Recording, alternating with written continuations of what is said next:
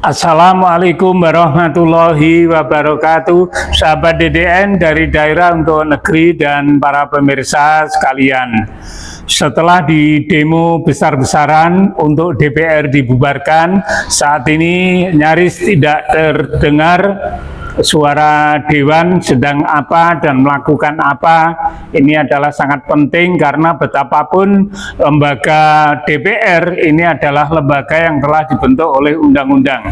Oleh sebab itu tidak selayaknya DPR itu dibubarkan, akan tetapi harus ditingkatkan kinerja DPR itu supaya lebih baik. Walau kadang berseberangan, ambillah sikap.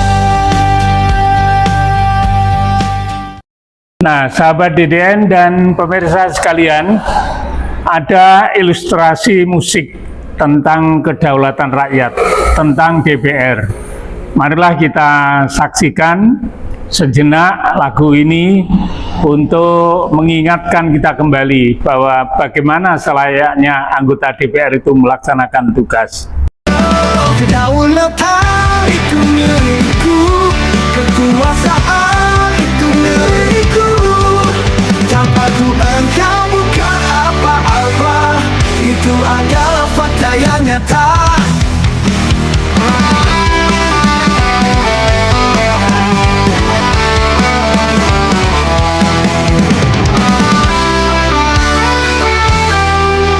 Engkau hanya wakilku yang harus selalu patuh padaku. Pikirkan apa yang menjadi hakku, jangan kau pernah lupakan diriku. Wahai para wakil rakyat, jangan engkau berkhianat. Gunakan hatimu dalam langkahmu, agar kau selalu ada di hatiku. Kedaulatan itu milikku, kedaulatan itu milikku, kedaulatan itu milikku, kedaulatan itu milikku.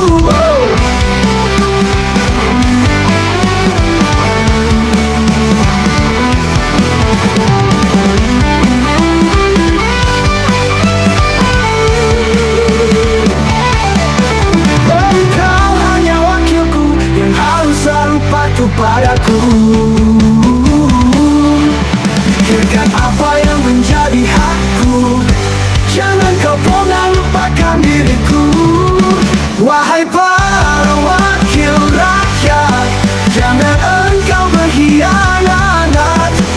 Gunakan hatimu dalam langkahmu, agar kau selalu ada di hatiku. Kedaulatan itu milikku, kedaulatan itu milikku, kedaulatan itu milikku, kedaulatan itu milikku.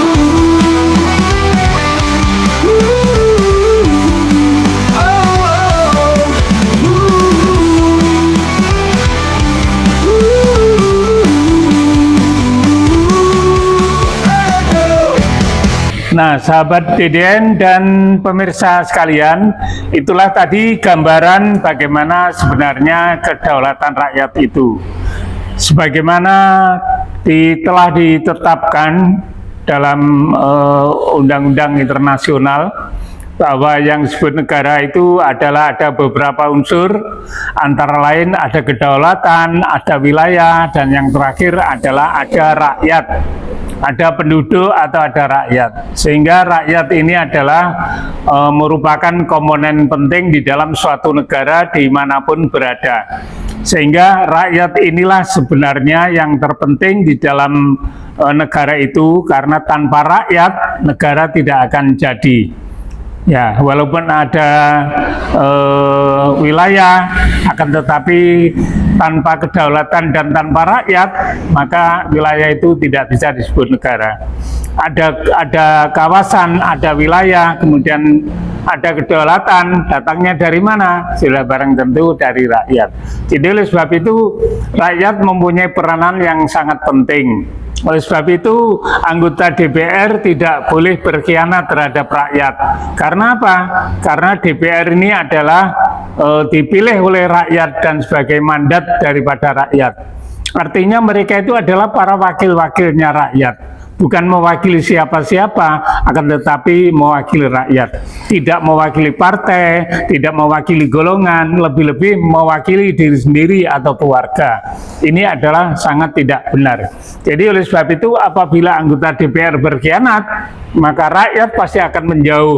Oleh sebab itu, ini merupakan pesan penting kepada anggota DPR yang kemarin baru menjadi bulan-bulanan. Marilah kita merenung kembali bahwa DPR itu sebenarnya adalah intinya adalah mengemban amanat daripada rakyat. Walaupun di dalam Undang-Undang Dasar 45 maupun Undang-Undang Nomor 17 Tahun 2014 tentang kedudukan Majelis Permusyawaratan Rakyat, DPR, DPD, dan DPRD, ini telah disebutkan bahwa ada fungsi utama daripada DPR itu, yaitu yang pertama adalah fungsi legislasi, yang kedua adalah fungsi budget atau keuangan, yang ketiga adalah fungsi pengawasan.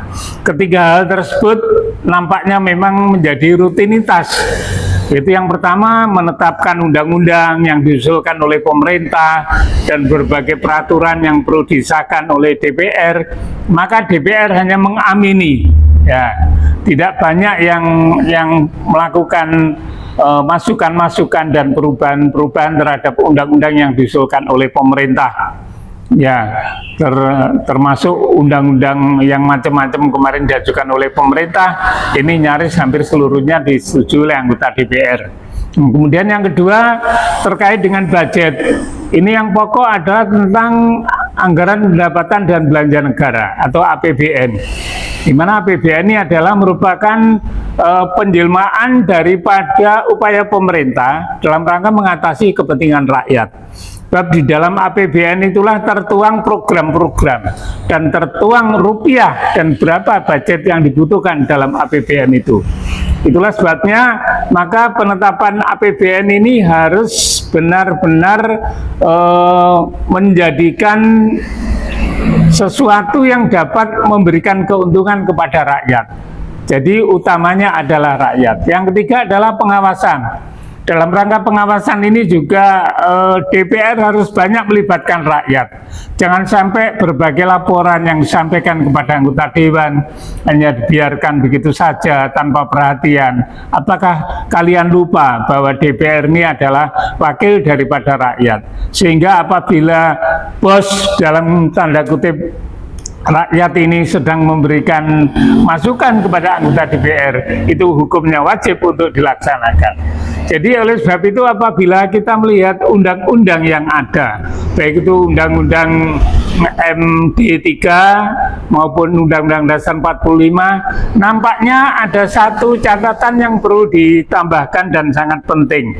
Ya, sangat penting, yaitu apa? Yaitu walaupun itu terkait dengan legalisasi, ya legalisasi harus ditambahi, kita harus menambahi sendiri dengan catatan bahwa legalisasi adalah untuk kepentingan rakyat.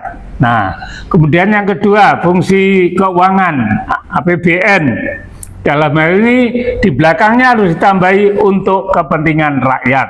Kemudian yang ketiga pengawasan, ya pengawasan, lebih-lebih saat ini pemerintah sedang mengusulkan undang-undang perampasan aset bagi para koruptor, ya perampasan aset bagi para koruptor, dan kemudian tidak kunjung selesai, dan ini perlu diapresiasi bahwa saat ini DPR telah mengambil inisiasi, ya bahwa undang-undang perampasan aset ini juga sekaligus dimasukkan dalam prolegnas tahun 2025. Jadi mudah-mudahan ini termasuk program legalisasi yang harus diselesaikan oleh DPR pada tahun 2025 ini tentang perampasan aset bagi para koruptor. Ini merupakan hal yang sangat baik. Inilah yang seharusnya dilakukan. Sehingga apapun yang dilakukan oleh DPR, sekali lagi kembalinya harus apakah menguntungkan rakyat. Ya, kemudian kembali lagi kalau kita bicara legislasi, apakah peraturan itu tidak merugikan rakyat? Ya, jadi kembalinya harus ke sana.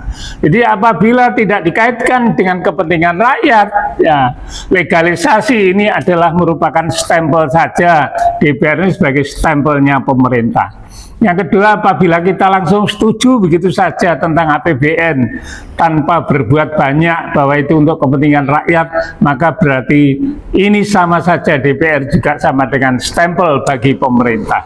Pengawasan juga demikian, ya. Pengawasan ini juga saya jarang mendengar apa yang menjadi temuan BPK ini ditindaklanjuti oleh DPR, ya, ditanyakan kepada pemerintah. Dan kemudian kalau perlu, kalau memang diragukan hasil penemuan-temuan tersebut, maka apakah dilakukan hak angket misalnya atau apa. Yang ini semua adalah demi untuk kepentingan rakyat. Jadi oleh sebab itu, ini pesan untuk para anggota DPR, ya, dari rakyat yang paling kecil, rakyat dari daerah. Ini semoga ini menjadi bekal yang sangat penting di dalam menjalankan tugas. Jadi bapak-bapak anggota DPR, ibu-ibu harus dengan sabar menerima kenyataan kemarin bahwa rakyat bergejolak. Ini juga jangan sampai lagi, sebentar lagi ini jangan sampai ada gejolak lagi tentang pernyataan Pak Presiden Prabowo tentang WUS. Nah, kita mudah-mudahan ini wah, ini tidak menjadi masalah yang membesar. Nah, begitu. Saya kira demikian, sahabat DDN dari Daerah untuk Negeri dan para pemirsa sekalian yang dapat saya sampaikan. Selalu kita berdoa kepada Allah SWT, mudah-mudahan masyarakat bangsa dan negara Indonesia ini selalu dalam lindungan Allah SWT. Sekian, terima kasih. Assalamualaikum warahmatullahi wabarakatuh.